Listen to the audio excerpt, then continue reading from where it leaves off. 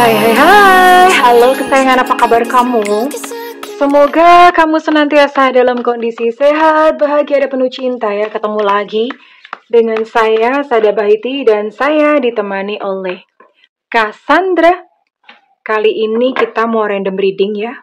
Mau ngebaca kartunya, ngajakin kita ngobrol tentang apaan. Well, ini sifatnya adalah general reading, artinya belum tentu resonate dengan semua dari kamu. So please be wise and be smart. And makasih banget buat kamu yang udah like, subscribe, dan komen. Bunda mau berdoa khusus buat kamu. Tarik nafas. Aku mengambil energi semesta, aku mengambil energi matahari, aku mengambil energi bulan.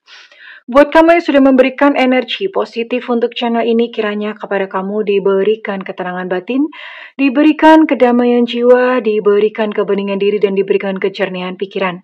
Sehingga apapun yang menjadi persoalan dalam kehidupan kamu, kamu bisa melihat solusinya dengan mudah diterima ya. Dan yang belum subscribe, ditungguin. Karena dengan subscribe kita akan lebih mudah untuk terkoneksi. Oke. Ini pakai kartu segede gaban. Ada yang nanya dong, gaban itu apa, Bunda siapa? Coba kamu tanya sama bapak ibu kamu yang mereka adalah angkatan berapa ya? Yang angkatan 80-an ya, waktu masih kecil ya. Angkatan 80-an pasti tahu ya. Bunda jadul banget ya. Iya memang. Enggak apa-apa. Makanya Bunda jadi konselor yang bisa diandalkan karena udah banyak makan asam dan garam. Untungnya nggak darah tinggi ya karena kebanyakan makan garam. Oke, kita lihat kartunya ngajakin ngobrolin tentang apa sih? Oh, ada cloud. Aduh, cloud in the ruins. Ini kondisi kamu sekarang. Archangel Gabriel. Oh, tapi keren ya. Keren. Kamu tidak sendiri, ada yang mendampingi. The Queen of Roses. Aduh, nggak muat ini ya. Karena ini kamera baru, layarnya kecil.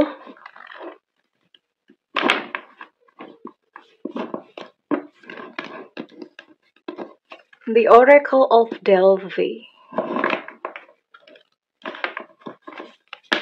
And ada The King of Keys. Okay, well. Bottom of deck ada Winged Messenger, Two of Roses. Well, okay. Ini agak beda ya. Ini bener-bener beda. Topiknya beda. Ini nggak tahu sih. Kalian bakal suka atau enggak. Atau mungkin malah apaan ini konten begini ya. Tapi ini Bunda mau cerita ya. Ini kartunya bilang begini. Makanya Bunda bikin ya akhirnya. Ini namanya flow kan. Cloud in the Ruins. Kamu yang selama ini cerita tentang kamu ya, diri kamu. Ini belajar untuk mengenali diri sendiri. Ini kamu yang kemarin-kemarin itu kamu kayak merasa terperangkap dalam sebuah keadaan. Jadi ini kamu yang kemarin itu kamu mengalami namanya kegagalan percintaan. Terus kemudian bahkan mungkin sampai finansial ambruk. Atau bahkan kesehatan ambruk. Pokoknya segala kena gitu ya. Iya, jadi kamu kayak merasa, udah gak bisa kemana-mana, gak ada jalan. Apa sih mau ngapain? Semuanya gagal ya. Tapi ada satu jalan terbuka, ini gambarnya mudah-mudahan kelihatan. Ini ke atas lubang ya. Ini kan kayak terperangkap di mana, tapi atasnya lubang. Artinya apa? Kamu bisa bebas ketika naik ke atas. Naik ke atas itu berbicara tentang spiritualisme. Ketika Bunda bicara tentang spiritualisme, ini bukanlah tentang agama. Bukan agama tertentu ataupun tentang agama. Agak beda ya. Spiritualism agak beda dengan agama. Artinya spiritualism itu belum tentu gitu bisa dicapai dengan yang namanya rajin sholat. Atau kemudian rajin ke gereja atau bagaimana. Belum tentu bisa dicapai. Bisa sih, tapi belum tentu. Karena spiritualism itu berbicara tentang bagaimana kamu sadar. Karena ada orang yang mungkin rajin beribadah, tapi ya prosesnya belum ke sana gitu aja. Prosesnya belum ke sana. Jadi spiritualism itu tidak berbicara tentang agama ya sama sekali. Oke? Tapi ya bisa, misalnya kamu memang rutin, begitu bisa ya. proses. Nah, kenapa ini Bunda bilang keren kartunya? Karena ini ada Archangel Gabriel. Archangel Gabriel itu penyampai pesan. Penyampai pesan. Jadi, ketika kamu sudah mencapai level spiritualism gitu ya, maka kamu akan mendapatkan pesan-pesan dari semesta yang itu kamu mesti sampaikan ke yang lain. Cuman di sini, ya kalau misalnya kamu menyampaikannya kepada yang tidak meminta, akan mendapatkan perlawanan. Kenapa? Ya mereka kan punya belief sendiri ya. Mereka punya kepercayaan sendiri. Kalau misalnya kamu kasih tahu begini-gini yang benar, begini-begini, mereka pasti marah. Jadi lebih baik tidak memberikan nasihat kepada yang tidak meminta nasihat. Archangel Gabriel. Kemudian apalagi? The Queen of Roses, dan di sini ada The Oracle of Delphi. Udah Bunda langsung aja ke sini ya. Karena ini akan bakalan cukup panjang. Ini adalah legenda, Bunda lupa ya kalau nggak Yunani Romawi. Legenda Yunani atau Romawi. Bunda lupa ini nama dewinya. Delphi itu sebuah ya kayak ya daerah gitu ya. Dia adalah ibaratnya kayak tangan kanannya Dewa Apollo. Nah, Dewa Apollo tuh kalau di sana tuh Tuhan, God gitu ya. Ya Tuhan itu punya banyak nama sebetulnya. Cuman ya itu Tuhan. Nah, di masyarakat Yunani atau Romawi, Tuhan itu mereka sebut sebagai Dewa Apollo gitu loh. Nah, kemudian ini kayak semacam apa ya, yang menyampaikan pesan, terus kemudian ditulis sama orang ini yang menuliskan kayak menjadi apa ya, kayak semacam kitab gitu ya, ditulis gitu kata-katanya. Nah, tapi melewati ini ya. Jadi dia yang mendengarkan, kemudian ditulis sama ini. Jadi, ya interpretasinya bisa macam-macam nih. Dia mendengar, oh Dewa Apollo ngomong begini loh. Nah, ini terus kemudian ditulis sama si orang ini ya. Orang ini mudah-mudahan kelihatan. Nah, ceritanya seperti itu. Artinya apa? Setiap orang yang mencapai level spiritualism tertentu, mereka pasti punya knowledge ya. Nah, knowledge atau pengetahuan. Pengetahuan ini tidak sembarangan gitu bisa diterima oleh orang. The King of Keys. Jadi ini adalah sebuah panggilan dalam kehidupan kamu untuk menjalankan tugas. Sebenarnya tugas apa? Enggak berat-berat kok. Ini tugas juga baik untuk kehidupan kamu sendiri. Nah, once ketika kamu mengemban tugas, itu kehidupan kamu pun tuh berubah. Yang tadinya sakit, kamu sehat. Yang tadinya kamu kesulitan ekonomi sampai punya hutang-kutang, whatever gitu ya, kamu sampai begitu. Nah, ini pelan-pelan akan terselesaikan. Finansialmu, kondisi finansialmu akan membaik. Terus kemudian yang kondisinya tadi tuna asmara, ya. Terus kamu jadi penuh cinta, tapi begini ya, bedakan. Yang namanya penuh cinta itu nggak selalu menikah sayang, karena banyak sekali orang-orang yang menempuh langkah spiritualism, mereka memilih untuk sendirian saja, untuk tidak menikah gitu ya. Banyak banget yang seperti itu. Tapi bukan lantas, apa ya, nggak menikahnya bukan lantas karena nggak ada yang naksir atau nggak ada yang suka. Yang suka banyak dong gitu loh. Tapi dia memilih, jadi pilihan ya, bukan karena keadaan. Bukan karena nggak laku, ngawur aja. Nggak laku, bukan karena nggak laku, tapi karena memang pilihan seperti itu. So, kali ini Bunda mau bikin konten ciri-ciri kalau spiritualism kamu udah naik itu apa, ya?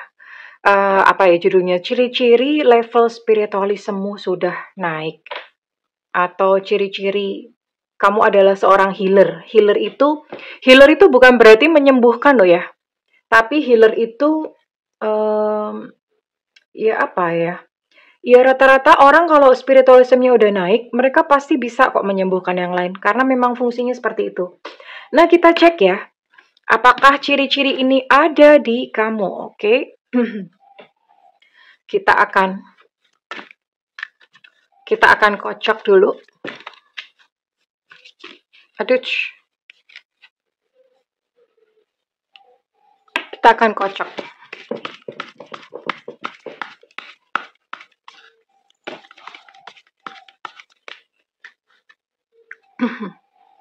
Oke. Taruh di mana ya? Taruh di sini. Kita akan kocok dan kita akan lihat kira-kira ciri-ciri ini untuk mengenali ya. Kita sama-sama sambil kalian sayang-sayangku, besti-bestiku, ngecek apakah ciri-ciri Ana ada di dalam diri kalian. Ini semuanya harus ada, jadi bukan hanya 1, 2, atau 3. Tapi kalau misalnya cuma ada separuh, 1, 2, dan 3, it's okay tuh, berarti kalian memang sedang dalam perjalanan ke sana. Apa pentingnya sih spiritualism? Rasain sendiri. Rasain sendiri, Bunda nggak mau ngecap ya, rasain sendiri, oke? Kita akan lihat. Oke, ciri-ciri yang pertama.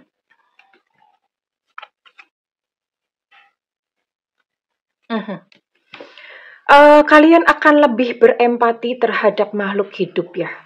Bukan hanya manusia, tapi kepada hewan dan tumbuhan yang kesusahan.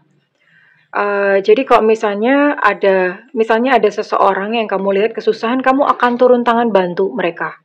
Misalnya ada nenek-nenek nyebrang jalan, atau misalnya lagi lihat nenek-nenek penjual kerupuk kok nggak laku-laku gitu ya, kamu akan bertindak untuk ya deh membelinya. Atau bagaimana? Atau melihat kucing yang menderita di jalan, kucing yang ketabrak, kucing yang nggak bisa makan, kamu kasih mereka makan, beliin makan di warung, kamu kasih ke mereka. Atau makananmu kamu spare sama mereka. Atau melihat apapun ya, bahkan anjing yang bahkan dibilang hewan najis pun ya. Minimal kamu akan kasih makan. Mungkin nggak menyentuh sih, tapi kamu akan kasih makan gitu loh. Karena apa ya, empatinya tinggi gitu ya. Atau iya binatang apapun. Atau tumbuhan. Ngelihat tumbuhan kok daunnya udah kuning-kuning, dan kamu tergerak untuk memberikan air ya. Itu kan makanannya tumbuhan kan air. Atau memindahkan ke tempat yang ada sinar mataharinya. Nah, empatinya akan bertumbuh lebih dalam. Nah, cuman begini, bedakan antara kamu ini memang suka menolong sama yang kamu gampang dimanipulasi. Karena gini, ada orang-orang yang dia itu berlagak atau acting susah, anakku sakit, atau misalnya apa, bla bla bla, alasannya semacam itu. Tapi itu sebetulnya dia mau memanipulasi kamu ya. Ngomongnya pinjam uang, padahal nanti ternyata nggak dibalikin. Nah, orang-orang yang spiritualismenya udah naik, mereka akan menyadari nih bedanya.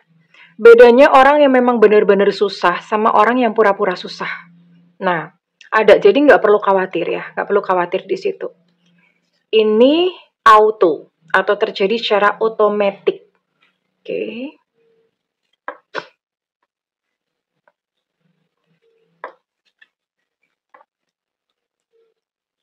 Wow.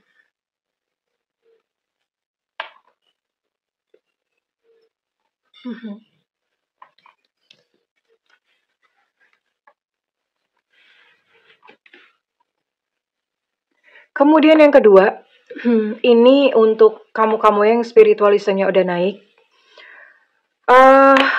Kamu jadi sensitif. Jadi sensitif banget ya. Kamu mulai kayak mendapatkan apa ya? Apa ya? Iya sensitif gitu. Intuisinya ya. Intuisinya tuh jalan.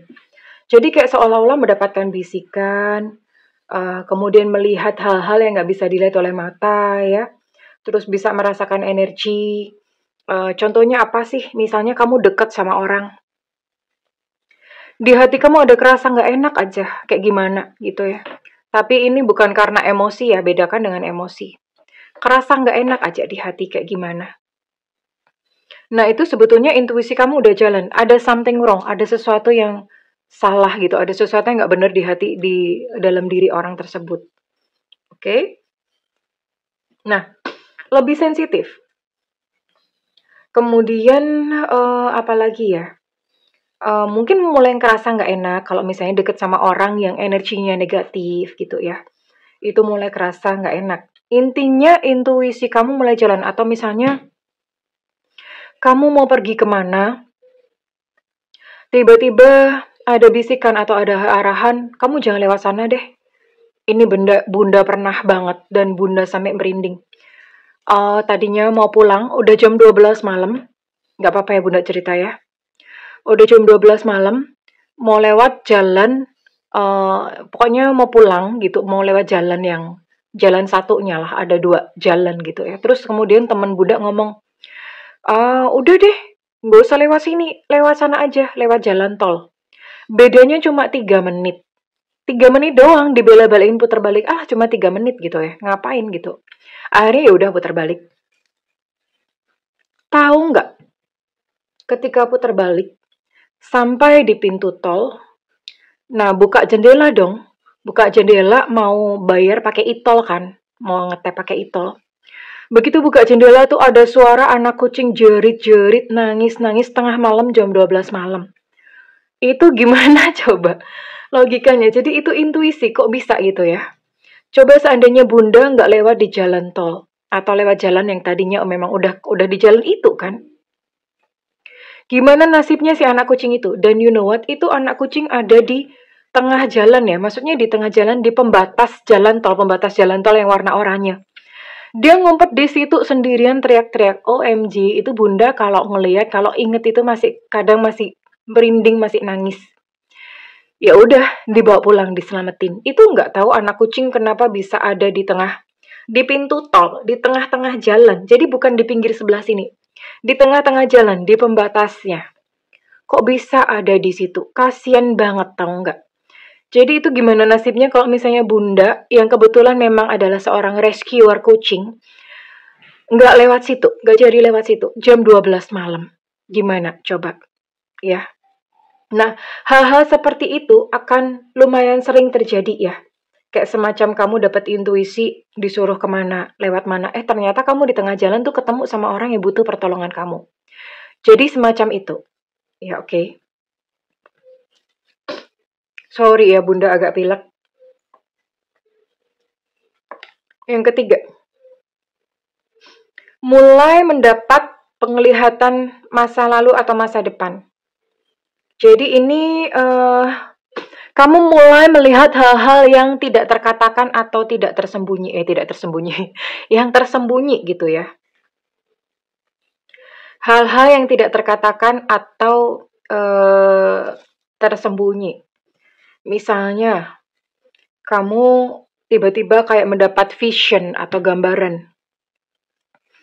Oh, besok nih aku sama dia bakalan begini, udah tahu dong gitu ya.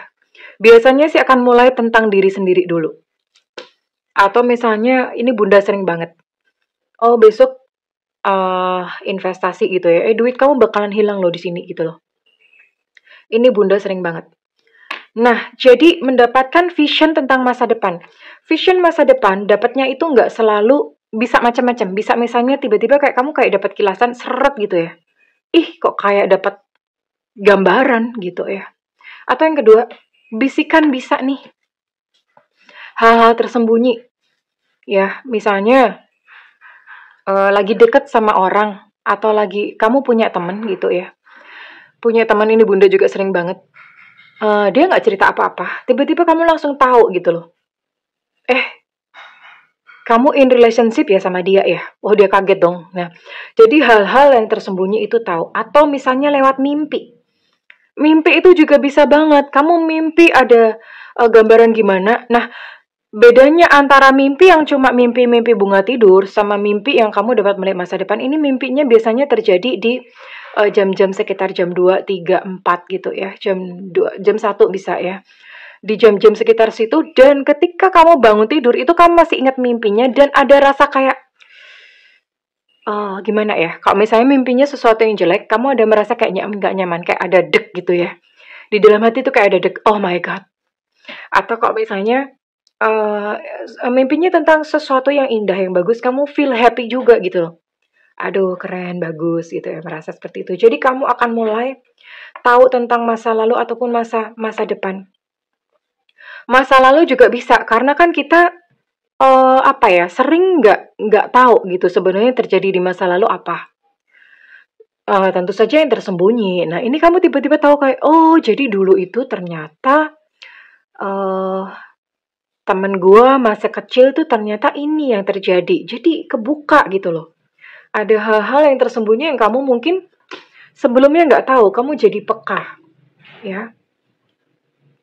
Terus kemudian ini apa? Hmm.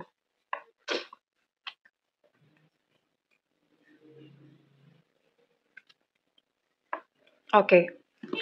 Ini selanjutnya kamu tuh merasa kayak merasa asing gitu di hidup ini atau di dunia ini. Kayak you feel empty. Kayak kamu tuh merasa kosong gitu dalam kehidupan ini. Tadinya ya. Tadinya kamu merasa kosong dan kamu terus mencari, aku tuh mesti ngapain ya? Supaya I feel complete gitu loh. Supaya aku merasa penuh. Nah, orang-orang ini biasanya menafsirkan rasa kosong ini mesti diisi dengan orang lain atau dengan pasangan. Padahal nggak gitu ya.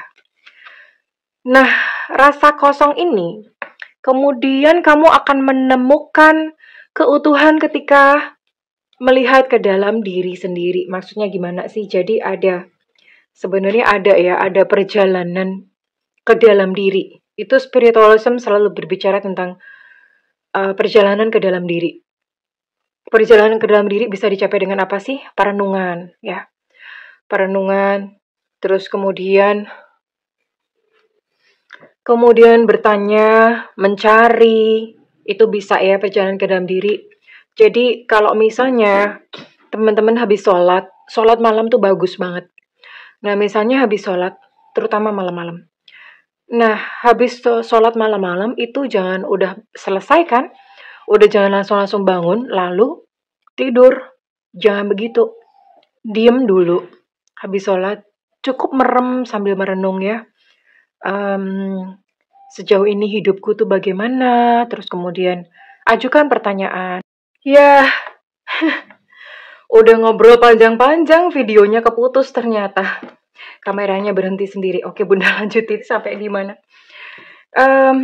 Jadi ya, misalnya habis sholat itu tafakur dulu gitu loh.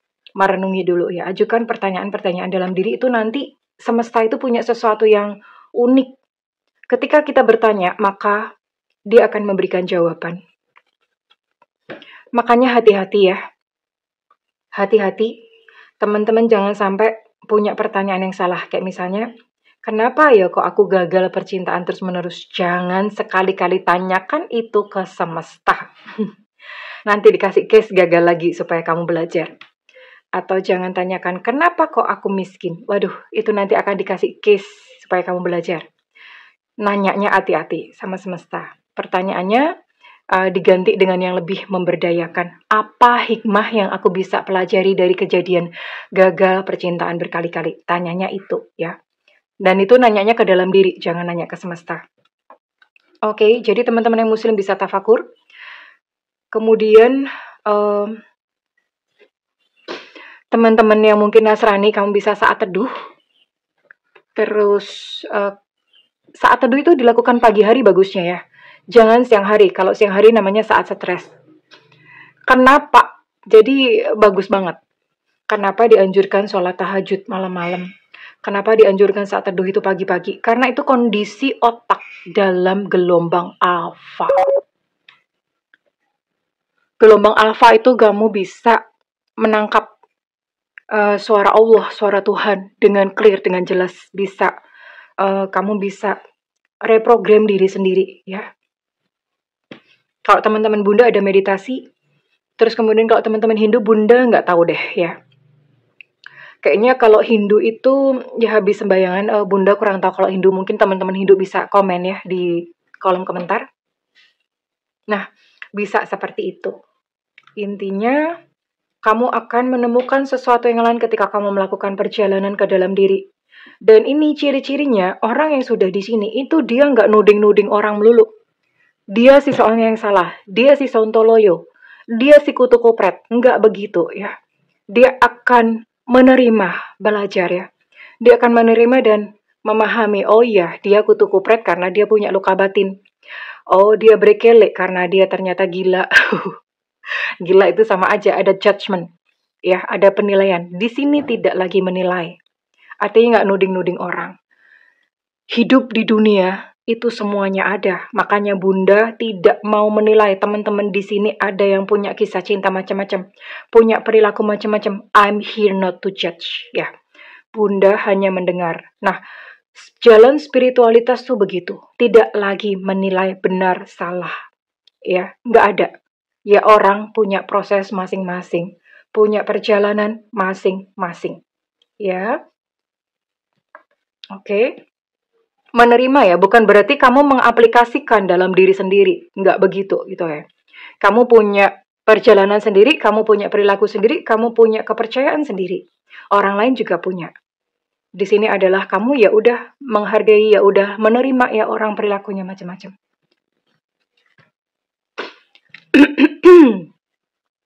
Ada The Magician. Panjang ya. Tanda-tanda spiritualisme kamu udah naik adalah kamu kreatif. Jadi yang spiritualismenya udah naik nggak mungkin miskin ya sayang, nggak mungkin miskin. Minimal cukup. Memang mungkin nggak tajir melintir kiwir-kiwir, tapi minimal cukup, kebutuhan tercukupi, sandang, pangan, papan, semuanya tercukupi. Kenapa? Karena ada kayak semacam arahan atau bisikan, coba kamu bikin ini, coba kamu bikin itu, coba deh kamu ke sana, kerja di sana. Dan itu dituntun, itu sesuai dengan passion kamu gitu loh, sesuai dengan kamu masing-masing. Dan apa yang kamu kerjakan itu mendatangkan duit, mendatangkan kesuksesan. Ini Bunda punya banyak sekali story yang kayaknya kalau misalnya Bunda ceritain di sini, ini videonya bisa sampai besok baru kelar ya. Jadi akan ada proses kreatif. Ya, proses kreatif ya sayang, artinya kamu mesti melakukan sesuatu. Jadi bukan duit datang dari langit, mak bedunduk, mak ceblok gitu ya. Datang, satu koper, satu truk metong dong. Nggak begitu gitu loh. Jadi lahirnya melalui tuntunan, aku kamu melakukan ini, nanti akan dapat duit gitu loh. Ya memang sih ada orang-orang yang dapat lotre dan segala macam. Tapi perhatiin ya, orang-orang yang dapat uang-uang yang uang cepat lah. Sugar daddy, lotre, apalagi ya, uang-uang yang hasilnya itu cepat gitu ya. Itu kalau orangnya nggak kuat atau nggak bermental kaya, itu cepat banget habis, amblas. Nggak tahu, nggak jelas juntrungannya, habis aja gitu ya. Nah, ini ada ya, jadi kamu akan kreatif, kamu akan melakukan sesuatu yang memang kamu senengin, yang kamu sukai. Nah, ini akan lahir dan menghasilkan uang, bisa sukses, bahkan bisa kaya. Ya, oke. Ciri-ciri spiritualisme yang lainnya adalah, ini kayaknya udah ya terakhir ya, Bunda udah capek. Kamu akan mulai mencari teman-teman yang sefrekuensi. Jadi kalau misalnya kamu punya teman-teman yang tadinya teman-teman kamu itu energinya negatif. Apa sih energi negatif? Sukanya bergibah, gosip. Sukanya mengeluh, iya Bo, ini bensin udah naik, gimana harga sembako udah naik, gimana coba ya. Kemudian udah kerjanya mengeluh melulu everyday, kamu udah merasa nggak enak. Nggak sehat nih, nggak sehat. Kamu akan mulai menyingkir pelan-pelan, singkir, dan kamu akan mencari teman-teman yang lebih positif. Teman-teman yang lebih positif itu apa? Yang mereka biasanya memang senangnya kerja. Kenapa orang yang senangnya kerja itu minimal mereka udah waktunya udah nggak habis buat ngurusin orang lain. Ya, ngapain ngurusin orang lain? Bikin kurus diri sendiri aja susah gitu ya. Jadi ini akan ada mulai shifting atau pergantian lingkungan. Pergaulan kamu pun tuh udah mulai berubah. Dan beberapa teman-teman kamu yang nggak sefrekuensi, teman-teman yang negatif tadi ya. Jadi jangan heran kalau dalam fase ini, mereka akan jauhin kamu atau ada satu kejadian yang bikin kamu itu terpisah gitu sama mereka secara alami. Enggak apa-apa, karena itu memang kerja semesta. Kayak ayaan itu ya, ayaan apa sih namanya, saringan gitu. Nah kan yang itu akan kayak semacam auto selection gitu ya. Jadi kurang lebih itu ciri-ciri kalau misalnya spiritualism kamu udah mulai naik ya. Nah ini pada kondisi ini perbaikan terjadi dalam kehidupan kamu. Tadi seperti yang Bunda bilang, finansial membaik, kesehatan membaik, dan gak ada lagi yang namanya tuna asmara. Sekalipun misalnya kamu memilih untuk single, ya udah itu kamu memang bahagia. Just being single. Bukan single karena nggak laku, beda. Ya, jadi kondisi ini akan tercapai. Ya, so, lalu buat teman-teman yang belum mencapai fase ini bagaimana? Terus bertanya, terus belajar. Gitu aja, nanti akan ketemu jalannya. Kurang lebih seperti itu kesayangan. Kalau misalnya kamu ini Bunda gak tarik inisial dan zodiak. Kalau misalnya kamu sudah berada dalam fase ini, silahkan berikan komentar ya. Oke, I love you kesayangan. Bye-bye.